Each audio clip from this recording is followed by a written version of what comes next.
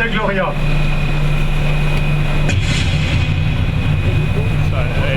Monsieur le maire. Et puis, last but not least, Madame la Présidente. Philippe Géo. Bravo. La géothermie à Vélizy, c'est parti. L'installation d'un colossal ouvrage de chantier en témoigne. Implanté de l'autre côté de l'A86 et à quelques mètres seulement de la base aérienne 107, cette tour de 40 mètres de hauteur a désormais pour mission de forer jusqu'à 1600 mètres de profondeur afin de créer la centrale géothermique de Vélizy-Villacoublay. Cette structure innovante d'un investissement de 25 millions d'euros est baptisée Véligéo, fruit du solide partenariat public-privé entre Engie Solutions et la ville, permettra à la collectivité de réduire pour son chauffage son utilisation d'énergie fossile au profit du futur recours à plus de 60% d'une énergie décarbonée et renouvelable. Ainsi, grâce à la géothermie, dont l'écologique fonction consiste à puiser la chaleur au sein de nappes d'eau présentes naturellement dans les sous-sols, la collectivité abaissera nettement sa production de CO2 dans l'atmosphère et pourra offrir à ses administrés une plus grande stabilité dans le montant de leur facture d'énergie. Une journée importante puisque c'est la concrétisation en fait, d'un projet qui a été rapide mais qui a eu beaucoup de contraintes puisqu'on se retrouve à 50 mètres de la piste, on se retrouve dans une situation où c'est une première, aussi bien dans le forage que dans la profondeur. On va chercher l'énergie et l'eau à 2 km. Donc voilà, il a fallu répondre aussi bien à ces contraintes techniques, ces contraintes géographiques. Et puis maintenant, ça y est, c'est fait et on peut être assuré qu'en octobre 2021, tous les Vélysiens aient accès au chauffage urbain au niveau de géothermie, donc propre, totalement décarboné, et d'être en plus avoir la garantie de ne plus être perturbé par l'augmentation des taxes, de la fiscalité, du CO2, mais avec un prix garanti du chauffage urbain et de l'eau chaude sanitaire qui leur sera offerte à partir d'octobre 2021. C'est une très belle installation qui est un très bel exemple de partenariat entre une entreprise privée et puis la ville de Vélizy. Alors c'est un projet de partenariat qui ne date pas d'hier, puisqu'on a aidé par des systèmes intelligents d'aide au stationnement, par de l'éclairage, par un réseau de chaleur qu'on avait déjà. Mais je crois que ce qui est important aujourd'hui, c'est que c'est une première référence de géothermie dans l'ouest parisien. Et c'est une première référence de chaleur verte de ce type-là dans l'est parisien. Et puis c'est aussi important parce que c'est une forme de partenariat privé-public, puisqu'on a créé une société commune avec la ville de Vélizy. Et ça montre comme entreprises privées et des villes modernes comme Vélizy peuvent travailler ensemble. Et je pense qu'au crédit de Vélizy, c'est cette capacité à rechercher cette innovation. Et bien, innovation technique, innovation contractuelle, innovation par le projet qu'elle souhaite développer. C'est un grand moment, c'est surtout une grande première à l'ouest de l'Île-de-France, puisque jusqu'à présent la géothermie c'était plutôt en Seine-et-Marne, en Essonne, parce que c'était à des profondeurs beaucoup plus accessibles. Aujourd'hui, le projet de Vélizy est une prouesse technologique, forer jusqu'à 2 km de profondeur, ça ne s'est jamais fait en Île-de-France, mais en même temps ça en vaut la peine, parce que ça permettra d'avoir une énergie totalement propre, une énergie à faible coût, de l'eau chaude, et ça permettra à Vélizy d'afficher une empreinte carbone zéro pour son chauffage. On sait que le chauffage, c'est avec les transports la deuxième plus grande source de pollution en Île-de-France. Donc c'est une très très belle initiative qui a été faite par Vélizy avec Engie. Nous, quand on réfléchit en Île-de-France aux énergies renouvelables que nous devons développer, je rappelle que quand je suis arrivée à la tête de la région, on était les derniers de la classe française pour la production d'énergie renouvelable, dernière région de France. Quand on réfléchit aux énergies de l'Île-de-France, on pense solaire, on pense méthanisation des déchets et on pense géothermie. Il faut savoir que l'hydroélectricité, ce ne sera pas pour nous. Il faut savoir que l'éolien, c'est très compliqué. On est en zone dense, on a très peu de nature, il faut la préserver. Donc la géothermie, c'est l'avenir.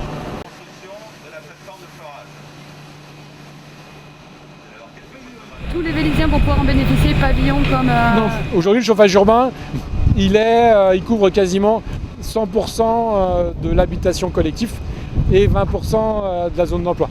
Donc là, ce sont tous ceux qui vivent en appartement qui, à part quelques exceptions près, puisque dans le mandat précédent, mon prédécesseur n'imposait pas le raccordement à la géothermie, enfin au chauffage urbain.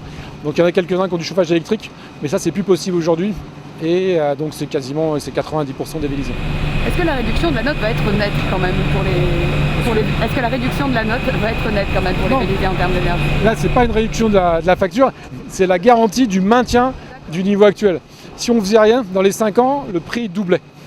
Donc là, le prix ne va pas baisser parce que c'est 25 millions d'investissements sur 28 ans. Mais par contre, on a une garantie d'être autonome et ne plus dépendre des perturbations extérieures qui sont notamment les perturbations fiscales. D'accord. Quelle a été la part de la ville, monsieur le maire, dans cet investissement justement? Alors l'investissement de la ville, on est monté à hauteur de 20% du capital. On n'a pas amené de cash, mais on a amené le terrain qui a été valorisé. Et donc du coup, parce que sans le terrain, de toute façon, ça ne pouvait pas se faire. Donc l'investissement, c'est l'ADEME, la région et Engie qui le font. Et la ville, en fait, a apporté le terrain qu'elle a valorisé.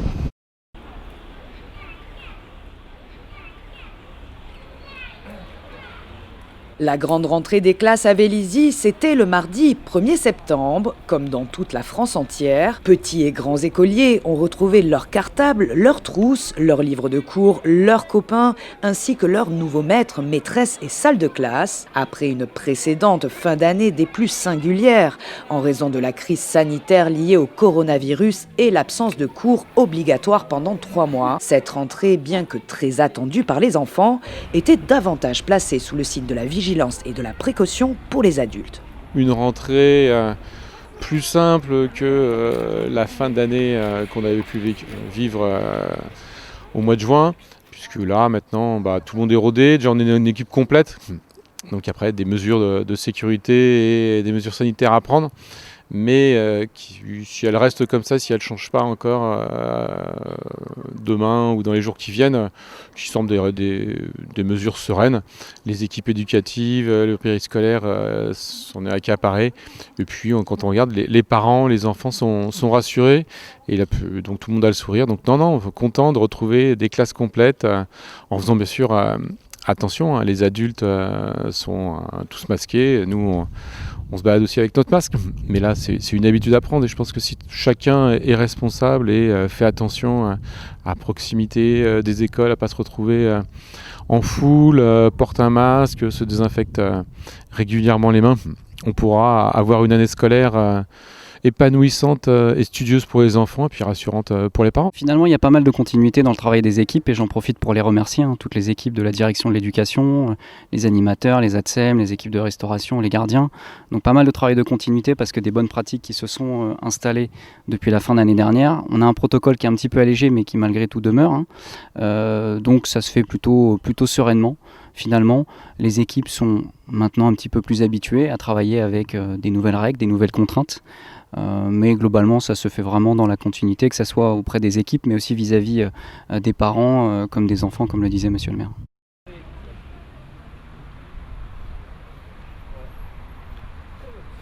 Qui dit rentrée des classes dit également rentrée associative. Et en bon élève que sont également les différents licenciés de Vélizy, de strictes consignes de sécurité doivent être appliquées dans tous les clubs pour garantir la protection de chaque membre adhérent. Nous avons rencontré l'adjointe au maire Élodie Simoès, qui effectue actuellement un tour de toutes les associations de la ville pour échanger avec elles et vérifier toutes les mesures mises en place. Elle était ce jeudi soir au Budo Club.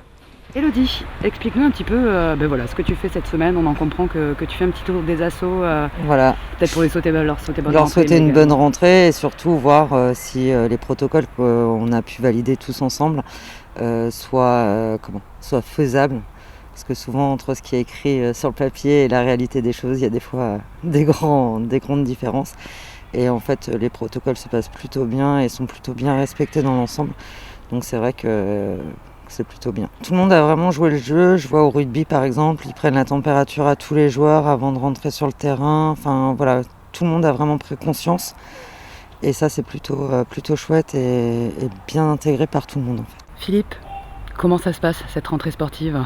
Ça se passe plutôt bien, puisqu'on a eu quand même pas mal d'adhérents qui sont revenus cette année, malgré les restrictions liées au Covid. Donc maintenant, on a essayé de remettre en place, avec le protocole qui nous a été imposé, soit par la fédération, soit par la mairie. Nous avons essayé de respecter les protocoles pour pouvoir accéder au dojo et reprendre la pratique comme l'an passé. Est-ce que c'est contraignant, ce protocole? J'imagine que oui. Légèrement, il y a certaines choses qu'il faut mettre en place. On les met petit à petit parce que comme c'est tout nouveau, on essaie de faire avec ce que l'on a. Et puis après, c'est juste une habitude à apprendre.